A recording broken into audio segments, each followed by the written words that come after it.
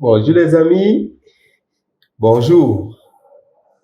Aujourd'hui, j'ai fait cette vidéo parce que j'ai remarqué en fait que nombreux sont des patients qui sont à l'origine euh, de la gravité de la maladie chez eux. Eh bien, en fait, certains patients meurent parce que ce sont eux qui sont la cause en fait de leur décès. Je vous explique en fait. Nous avons remarqué certains patients, ils ont commencé à banaliser certaines maladies. Ils ont banalisé certaines maladies. Et la principale maladie qui est banalisée dans nos zones, c'est le paludisme. Il dit le paludisme. Vous ne le savez pas peut-être, mais elle est vraiment banalisée dans ces dehors.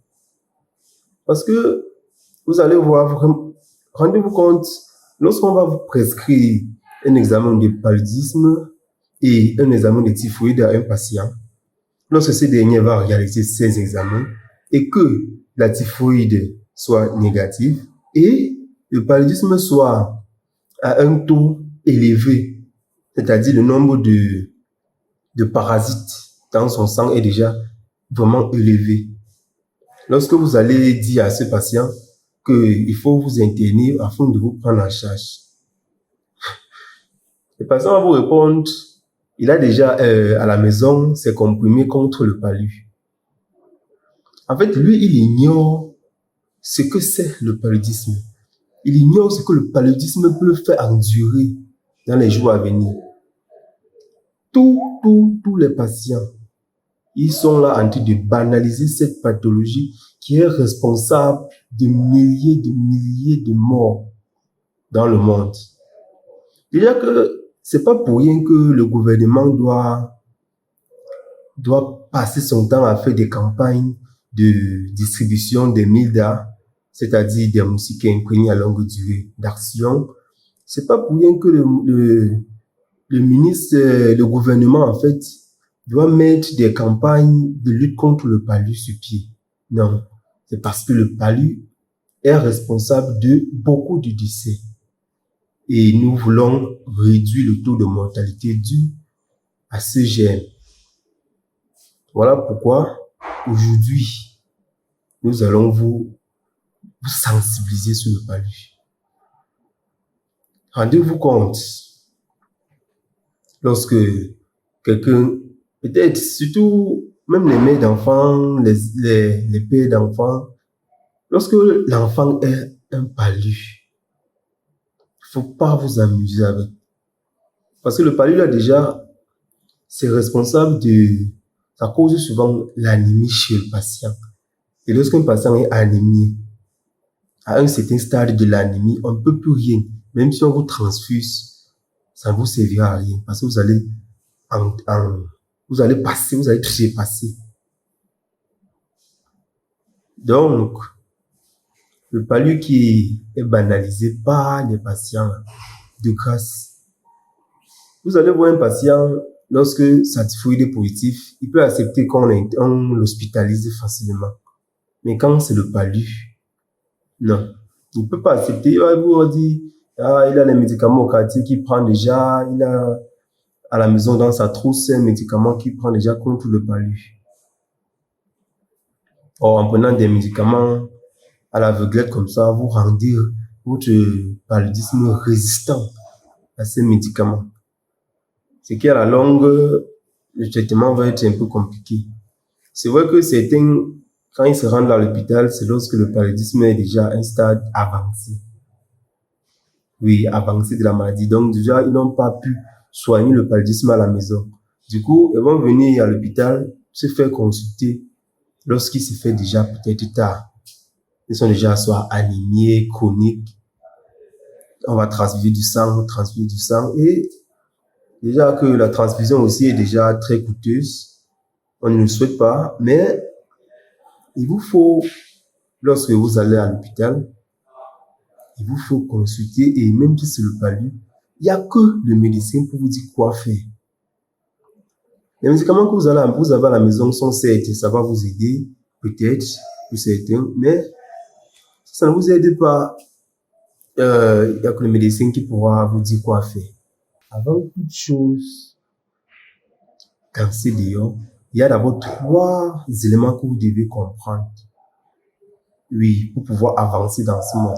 Il y a 3 éléments que vous devez comprendre. Vous devez d'abord accepter que la maladie existe.